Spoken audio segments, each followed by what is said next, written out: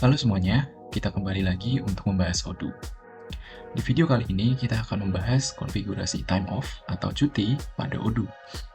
Karena itu di sini kita sudah memiliki site Odoo dengan modul time off yang sudah terinstall. Nah, kita bisa langsung buka modul tersebut. Seperti inilah tampilan modul time off. Jadi untuk mengatur pengajuan cuti, kita bisa ke configuration, kemudian di sini ada time off times. Nah, dari Odoo sendiri sudah menyediakan 4 tipe pengajuan cuti ya, secara default ya. Ada 4 di sini, yaitu pengajuan cuti yang paid atau berbayar, kemudian pengajuan sakit, kemudian cuti yang tidak dibayar, dan juga kompensasi seperti itu. Nah, perusahaan juga bisa menambahkan jenis cuti lainnya dengan mengklik new di sini seperti ini ya. Namun untuk di sesi kali ini kita akan tidak akan menambahkan pengajuan cuti jenis yang baru. Kita akan coba lihat salah satunya saja di sini, yaitu yang paling umum ya, yaitu pengajuan cuti namun tetap dibayar. Nah, di dalam konfigurasi ini kita bisa mengatur skala atau tipe pengajuan cutinya itu harian atau per jam atau per setengah hari gitu ya. Ini bisa diatur seperti ini. Di sini untuk pengajuan cutinya ini harian, jadi skalanya untuk mengajukan berapa hari gitu ya. Kemudian di bawahnya di sini apakah cuti tersebut akan dianggap sebagai jam kerja atau dianggap sebagai tidak bekerja. Nah, ini akan berpengaruh ke perhitungan dari sisi jam kerja gitu ya, berapa hari atau berapa lama karyawan tersebut bekerja. Jadi ketika cuti tersebut dianggap sebagai jam kerja atau waktu bekerja, jadi ketika orang tersebut atau staf tersebut cuti, maka tetap dianggap sebagai bekerja secara performance dan secara perhitungan accrual nantinya, perhitungan cuti secara berkala. Namun apabila dianggap sebagai absen, maka dianggap sebagai tidak bekerja. Seperti itu. Nah, di bawahnya di sini ada time of officer, yaitu orang yang bertanggung jawab untuk pengajuan cuti ini. Jadi siapa yang ingin dinotifikasi apabila ada pengajuan cuti. Nah, di sini kita set satu orang sebagai time of officer, dan itu berhubungan dengan pengajuan cutinya di bawahnya. Jadi pengajuan cutinya kita bisa setting untuk meminta persetujuan atau approval ke satu pihak. Di bagian paling atas tentunya tidak perlu validasi atau tidak perlu approval ya. Jadi ketika ada yang mengajukan cuti langsung diterima. Atau kita bisa pilih opsi lainnya, yaitu perlu approval by time of officer, di mana time of officer adalah yang kita konfigurasi di atas tadi ya.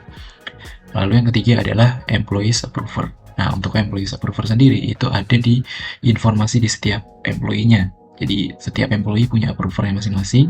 Itu bisa dicek di bagian modul employee ya, seperti ini. Di modul employee kita bisa klik nama employee-nya, kemudian di bagian work information kita bisa lihat ada approver time off di sini. Kita bisa tambahkan spesifik untuk employee ini atau staff ini siapa yang menjadi approvernya. Seperti itu. Oke, kita kembali lagi ke modul time off.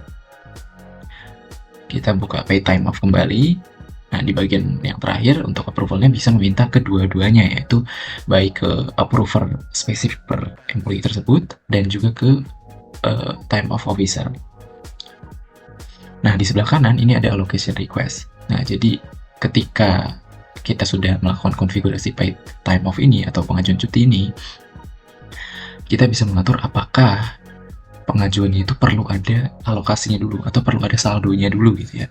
Jadi apakah perlu dialokasikan dulu oleh admin atau time of officer gitu ya. Nah, kalau kita pilih yes berarti harus ada saldonya dulu. Kalau memilih no limit berarti tanpa saldo pun bisa mengajukan kapan saja gitu. Kemudian apabila ini kalau kita pilih no limit maka opsinya tidak ada ya. Sementara kalau kita pilih perlu alokasi akan ada opsi seperti ini. Jadi kalau perlu alokasi, apakah employee tersebut bisa request untuk alokasinya, untuk saldonya gitu ya. Contohnya seorang employee masih belum punya saldo time off, mungkin baru bergabung gitu ya, Tapi karena ada keperluan mendesak, mereka perlu time off. Tapi di sini time off-nya ini statusnya perlu alokasi. Jadi di sini kita bisa atur apakah employee-nya bisa request.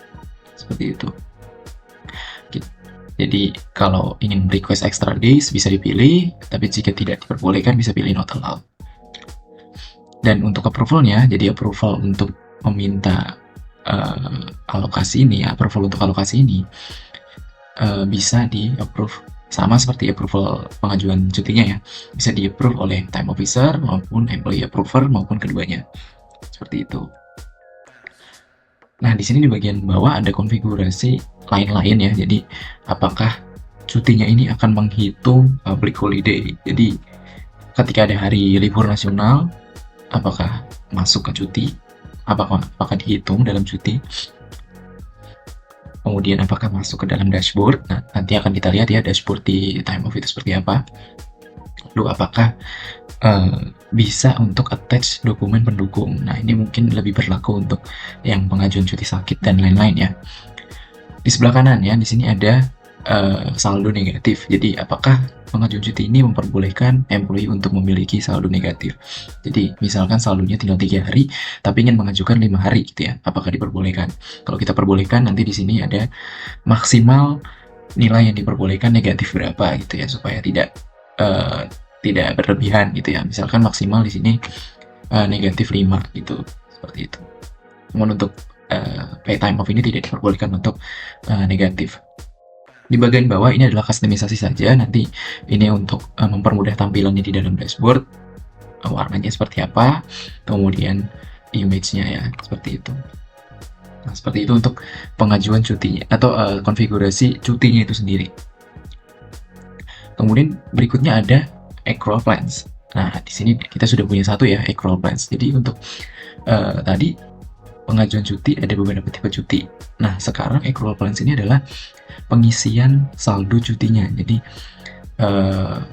kita bisa melakukan pengisian saldo cuti berdasarkan performa dari employee-nya. Jadi berdasarkan berapa lama dia sudah bekerja. Misalkan setiap bulan bekerja akan mendapatkan 1 hari cuti, atau perhitungan lain-lain ya, misalkan setiap 1 tahun bekerja mendapatkan 12 hari cuti atau 15 hari cuti dan sebagainya.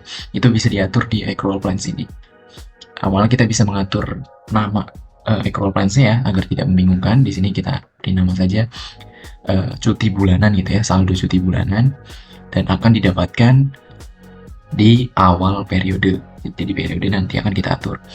Nah, di sebelah kanan ini kita bisa lihat ada based on work time gitu ya.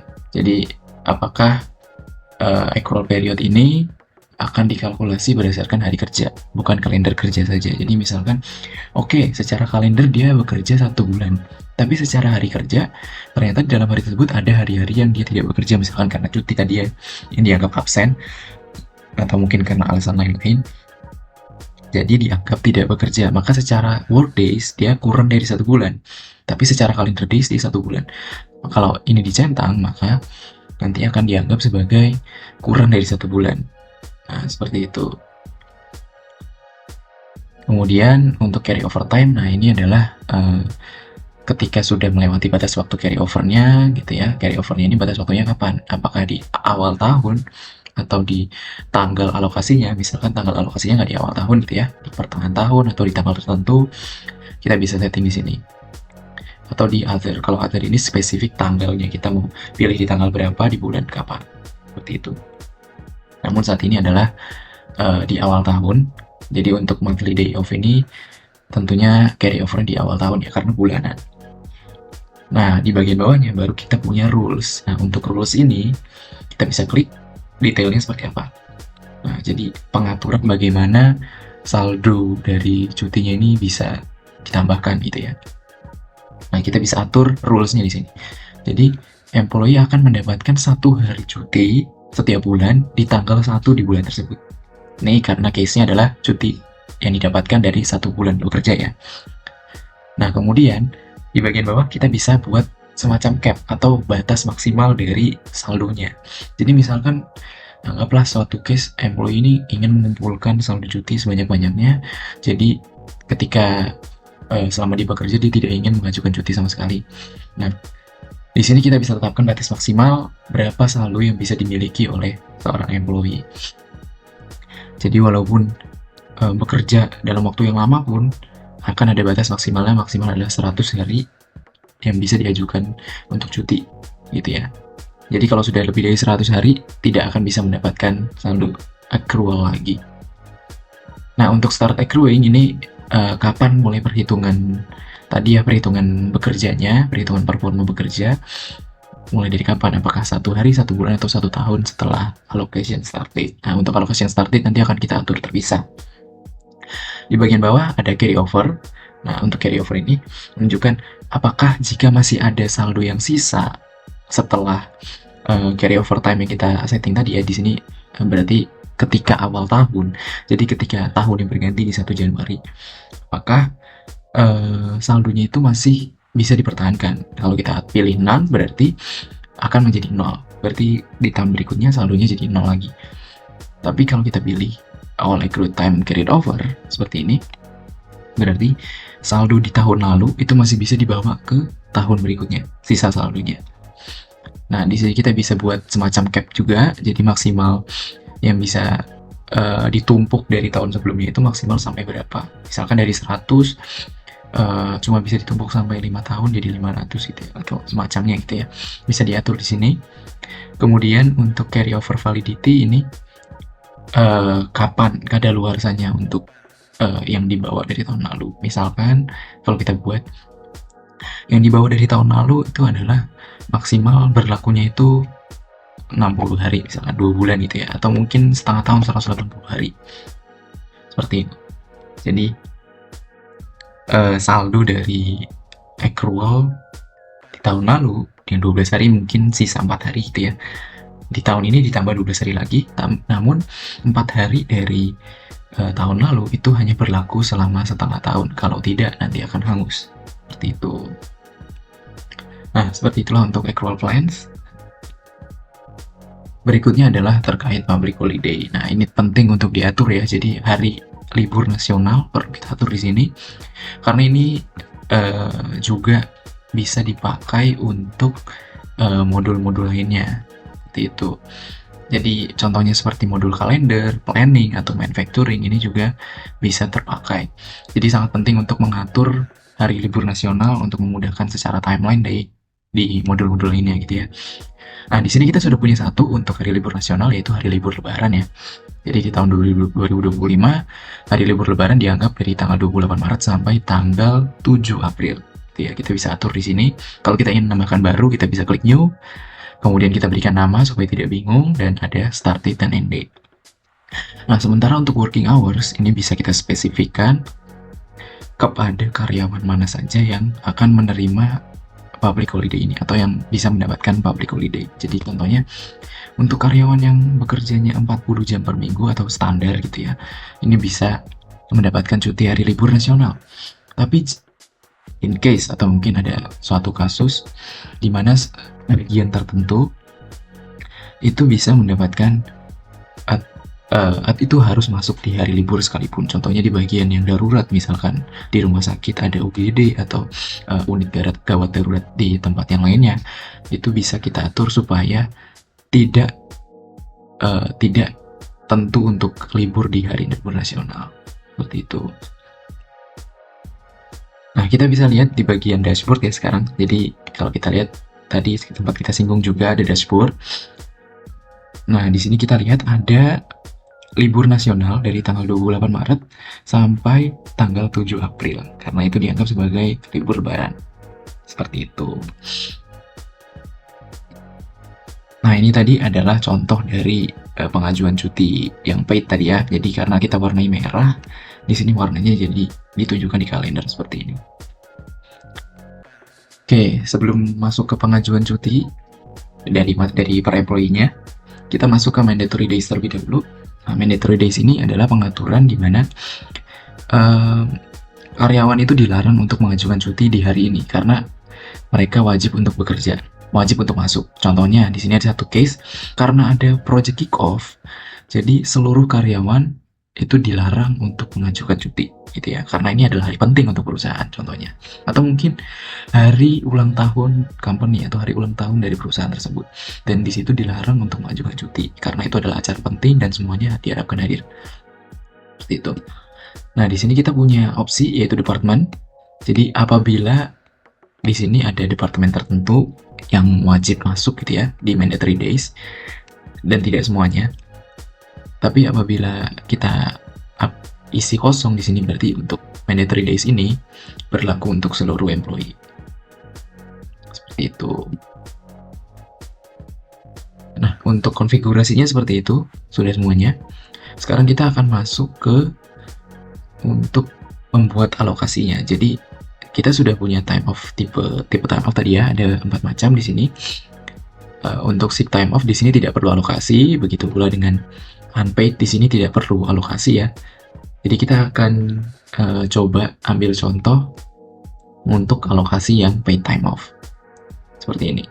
Kita bisa klik di bagian management, kemudian kita klik allocation di sini. Nah, di sini kita sudah punya satu ya, seperti ini. Tapi kita coba lihat dulu seperti apa pengaturannya. Nah, jadi di sini pengajuan ini berdasarkan accrual allocation. Jadi kita tadi sudah atur ya, ada accrual allocation bulanan. Setiap bulan dapat 1 hari, setiap bulan bekerja dapat 1 hari. Nah, 1 hari tersebut bisa dialokasikan ke pengajuan cuti yang dibayar atau paid time off gitu ya, seperti ini. Diajukan ke employee dengan nama Product Sanarta. Oke, sekarang coba kita reset, kita coba kembalikan accrual plan-nya, mungkin kita kembalikan ke regular allocation. Jadi kalau regular allocation itu pengajuan cuti yang ditambahkan secara manual oleh tim HR seperti itu ya, mungkin ditambahkan secara manual, ingin setiap employee punya saldo alokasi gitu ya. Nah, di sini kita bisa tambahkan ada validity period mulai dari tanggal 1 Januari sampai akhir tahun gitu ya. Jadi untuk tahun ini sampai tanggal 31 Desember mereka atau employee ini punya 12 hari cuti. Seperti itu. Jadi kalau kita save di sini pengajuannya seperti ini. Mereka bisa punya 12 hari cuti yang valid mulai dari 1 Januari sampai 31 Desember 2025 dengan saldo 12 hari. Nah, 12 hari ini nanti employee ini bisa pakai kapanpun mereka mau selama dalam periode validity period seperti itu ya, dan tidak melanggar mandatory day tadi ya, seperti itu. Nah, beda kasusnya kalau kita menggunakan accrual allocation. Nah, kalau accrual allocation kita bisa atur berdasarkan accrual plan tadi. Jadi kalau accrual plan itu 1 bulan akan mendapatkan 1 hari kerja gitu ya, 1 hari libur maksudnya. Jadi setiap 1 bulan dia bekerja dia akan mendapatkan 1 hari libur. Itu ya. Nah, di sini kita coba kosongkan, tidak ada limitnya. Kalau kita atur misalkan mulai dari hari ini 20 Maret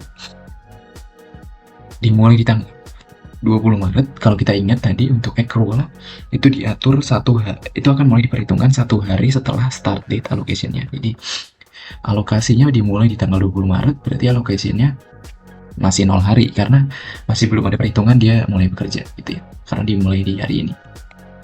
Tapi kasusnya misalkan kita kembalikan ke 1 Januari, di sini secara alokasi dia sudah punya 2,97 hari gitu ya. 2,97 hari karena di sini sudah tanggal 20 Maret gitu ya. Jadi sudah 2 hari yang bisa dipakai karena sudah lewat 2 bulan lebih ya, sudah 2 hari 97 karena untuk bulan Maret masih belum selesai. Seperti itu. Dia sudah punya saldo yang bisa dipakai.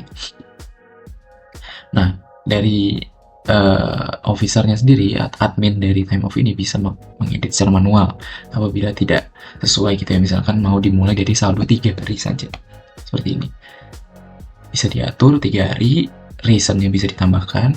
Kalau sudah, kita bisa klik save.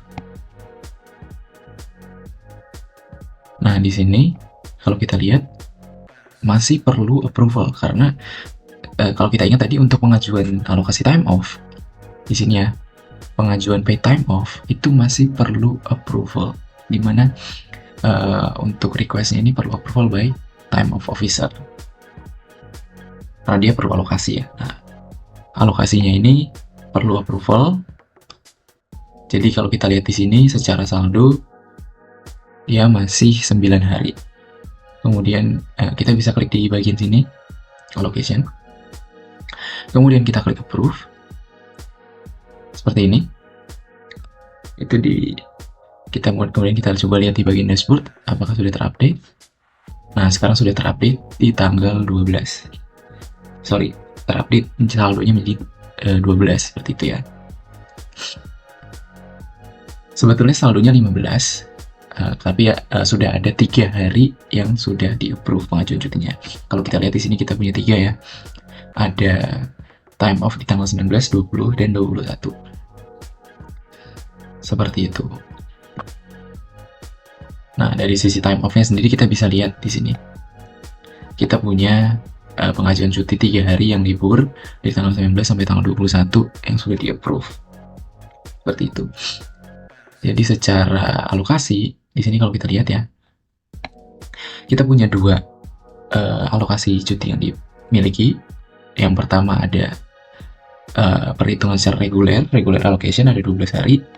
Di sini sudah di-approve, jadi saldo yang dimiliki sudah 12 hari gitu ya. Kemudian secara performance accrual dari awal tahun dia sudah punya 3 hari yang bisa dipakai, jadi totalnya ada 15 hari. Seperti itu. Nah, kemudian kita kembali ke bagian dashboard. Kita lihat di sini ada 12 hari ya. Tadi ada total 15 hari dari alokasinya, tapi sudah terpakai 3 hari. Nah, sekarang kasusnya adalah employee ingin mengajukan cuti. Jadi, misalkan mereka ingin mengajukan cuti di tanggal 8 ternyata ya. Jadi, misalkan untuk libur lebarannya mereka ingin tambah 1 hari gitu ya misalkan ya. Nah, di sini kita bisa klik di tanggal 8. Kita bisa lihat di sini ada beberapa opsi time off ya. Ada pay time off. Di sini masih punya saldo 13 dari 16. Ini sebenarnya adalah 12 karena satunya di refuse ya, di reject.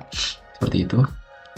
Kemudian kita bisa pilih tanggalnya. Nah, tanggalnya di sini sudah kita pilih ya, tanggal 4. Kalau lebih dari 1 hari kita bisa pilih until di sini. Kemudian ini tadi terisi otomatis karena di sini kita pilih 1 hari. Kemudian deskripsinya adalah kita mungkin saya tambahkan libur barang. Kita save. Nah, di sini pengajuannya warnanya adalah oranye juga ya, pay time off warnanya oranye. Tapi di sini kalau kita perhatikan ada arsiran, jadi tidak warna blok seperti ini, oranye total, tapi ada sedikit arsiran. Ini artinya masih perlu di-approve. Nah, admin bisa melakukan approve, atau officer bisa melakukan approve di bagian manajemen lalu time off. Kemudian kita klik di sini ada yang masih approve. Di sini libur lebaran di tanggal 8 April 1 hari untuk employee produk Sanarta. Apakah kita ingin approve atau refuse? Bisa kita pilih keduanya ya. Kalau kita pilih approve, kemudian kita validate, kita kembali ke dashboard dan warnanya sudah full oranye. Itu artinya sudah tervalidasi dan employee bisa cuti di hari tersebut. Ya, demikianlah penjelasan mengenai konfigurasi time off atau cuti pada Odoo. Nah, untuk informasi lebih lanjut dapat ditemukan pada dokumentasi Odoo terkait time off. Sampai jumpa di video berikutnya untuk membahas fitur Odoo lainnya. Saya pamit undur diri dan terima kasih.